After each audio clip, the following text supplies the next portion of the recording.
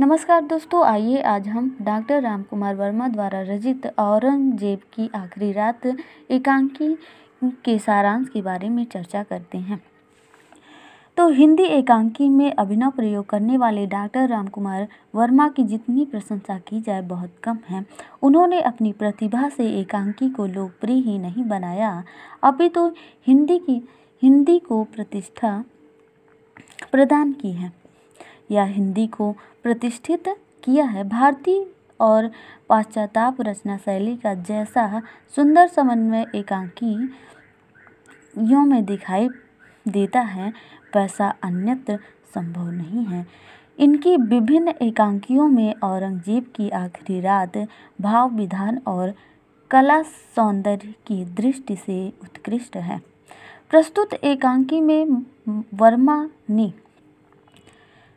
भारत के मध्यकालीन इतिहास के कट्टर सुन्नी मुस्लिम शासक औरंगजेब के जीवन के अंतिम समय की घटना के माध्यम से इतिहास की जड़ों को करुणा और पश्चाताप की कोमल तंतुओं से हिलाने का प्रयास किया है। लेखक ने यह दिखाने का प्रयास किया है कि किस प्रकार साम्राज्य विस्तार करने की लालसा और धार्मिक कट्टरता से जीवन भर रक्तपात और हिंदुओं के विनाश का खेल खेलने वाला औरंगजेब अंतिम समय में पश्चाताप की आग में जल रहा है। वह शांति चाहता है, लेकिन अब उसे प्रतिक्षण अपने सगे संबंधियों की याद आ रही है जिसका उसने वध किया है। उन हिंदू शासकों के प्रति शंका का भाव और उनका साहस उसे याद आ रहा है जिन्होंने उसके सामने अनेकों चुनौतियां पेश की थी। वर्मा जी ने कल्पना और इतिहास के सुंदर मिश्रण से औरंगजेब की आखिरी रात रूपी जो सार तैयार किया है, उसमें बादशाह की मना स्थिति की बड़ी ही दर्दनाक छौक लगाई गई है। औरंगजेब मृत्यु शैया पर पड़ा है, अपने जीवन का अंतिम क्षण जी रहा है। उसे यह अच्छे प्रकार से एहसास है कि उसने जीवन भर शक्ति संपन्न शासक रहते हुए जो कुछ भी किया है वह अच्छा नहीं था। उसका कार्य न तो खुदा को स्वीकार था और न ही समाज को। वह कहता है, हमने सैकड़ों बार अपने दिल को दिलासा देने की कोशिश की। हमने गुनाह कहाँ किए, कुरान पाक की रूह से सराह से इस्लाम का नाम दुनिया में बुलंद करने के लिए, जिहाद के लिए जो काम हमने किए, क्या उनका नाम गुनाह है? काफिरों को जहन्नुम रसीद किया है, क्या यह गुनाह है? उपनिषद पढ़ाने वाले दारा से सल्तनत छीनी, क्या यह गुनाह है? नमूना ए दरबार इलाही में क्या मुझसे गुनाह हुए? आलमगीर जिंदा पीर, लेकिन कोई आवाज़ कानों से कहती है कि आलमगीर, हे आलमगीर, तूने इस्लाम का नाम लेकर दुनिया को धोखा दिया है। तूने इस्लाम की हिदायतों को नहीं समझा। मध्यकालीन भारतीय इतिहास की घटना के माध्यम से मुगल शासक औरंगजेब के व्यक्तित्व के अनेक पहलुओं के चित्र हमारे सामने आते हैं।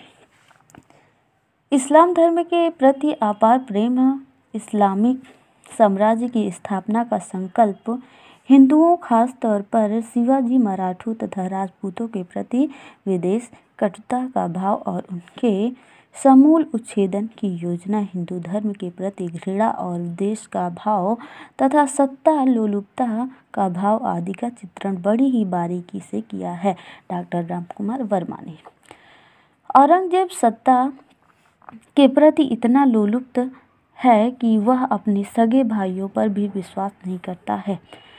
वह अपने भाई मुराद का भी सिर कटवा देता है, जिससे उसे मरने से बचाया था, जिसने उसे अर्थात औरंगजेब को ही मरने से बचाया था, उसे ही उन्होंने उनका सिर कटवा दिया था। लेकिन जीवन के अंतिम पड़ाव पर खड़ा यह जिंदा पीर और शक्तिशाली शासक औरंगजेब विवश और विकल है, मानसिक रूप से कमजोर और असहाय है। बुढ़ापे में वह एकाकी जीवन जी रहा है।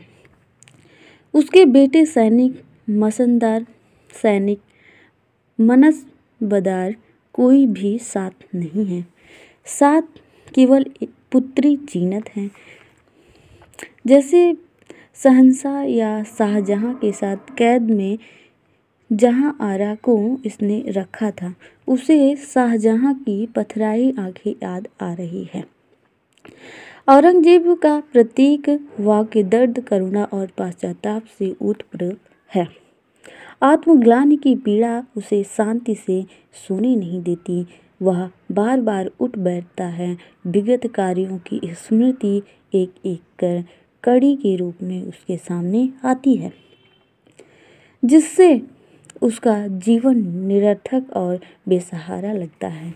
डॉक्टर रामकुमार वर्मा ने इस एकांकी के माध्यम से जहां अतीत की स्मृतियों को सहेजने का काम किया है, वहीं वर्तमान पीढ़ी के आर्थिक और भौतिक झंझावातों में फंसकर मानवीय मूल्यों से रिक्त होते जाने की ओर संकेत भी किया है। मुगल शासक औरंगजेब के माध्यम से एकांकीकार यह बताने में पीछे नहीं हटते कि बादशाह जीवन के अंतिम क्षणों में केवल अकेला और बेसहारा है। एक इशारे पर हजारों की संख्या में दौड़ने वाले, सिर झुकाकर खड़े रहने वाले अब साथ नहीं रहे। आत्मग्लानि की आग में जलता हुआ औरंगजेब यह स्वीकार करता है कि अपनी इच्छा और लालसा के कारण मुअज्जम आजम और कामबख्श आदि उनके बेटे थे। अपने बेटे को भी शंका की दृष्टि से देखने के कारण कैद खाने में डलवा दिया। एकांकी का पूरा कथा विधान औरंगजेब की मनोदशा पर आधारित है। संकलन, त्रय और पात्रों का चयन एकांकी की संवेदना को निरंतर बढ़ाने में सक्षम है, जिससे पूरी घटना सजीव होकर दर्शक के मानस पटल पर प्रभाव डालती है। चरित्रों की दृष्टि और संवादों की अनुपम छटा एकांकी के कलेवर को आकर्षक बनाते हैं। पात्रों में औरंगजेब होता है, जीनत उन्नीसा बेगम होती है और हकीम का मनोवैज्ञानिक विश्लेषण और चित्रण एकांकी की अभिनयता को प्रकट करता है। ऐतिहासिक घटनाओं की स्मृति, चित्र, कल्पना और मनोविश्लेषण के संयोग से मार्मिक और प्रभाविक सिद्ध हुए हैं। जहां वर्मा का सांस्कृतिक दृष्टि और भारतीय संस्कृति तथा भारतीय वीरों के प्रति लगाव उमड़ता हुआ दिखाई देता है।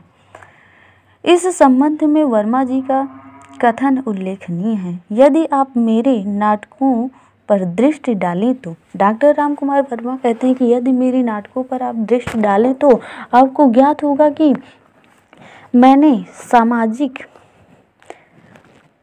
नाटकों की अपेक्षा ऐतिहासिक नाटक अधिक लिखे हैं। इसका कारण एक तो राष्ट्र की संस्कृति में मेरा विश्वास है, जिसका विकास करने में हमारे ऐतिहासिक पुरुषों का विशेष स्थान रहा है। दूसरे, ऐतिहासिक तथ्य के विकास से हमारे वर्तमान जीवन को एक नैतिक धरातल मिलता है। तो एक ऐसा व्यक्ति था जो औरंगजेब, जिसके इशारे से लाखों करोड़ों सैनिक चल पड़ते थे, आज बेचारा लाचार, पीड़ित, अपनी ही परिजन लोगों की याद में तड़प रहा है। तो हमारा वीडियो यहीं पे समाप्त हुआ। अगर वीडियो पसंद आया तो प्लीज़ शेयर और लाइक करना ना भूलें। अगर न्यू है तो सब्सक्राइब करेंगे। जय हिंद, जय भारत।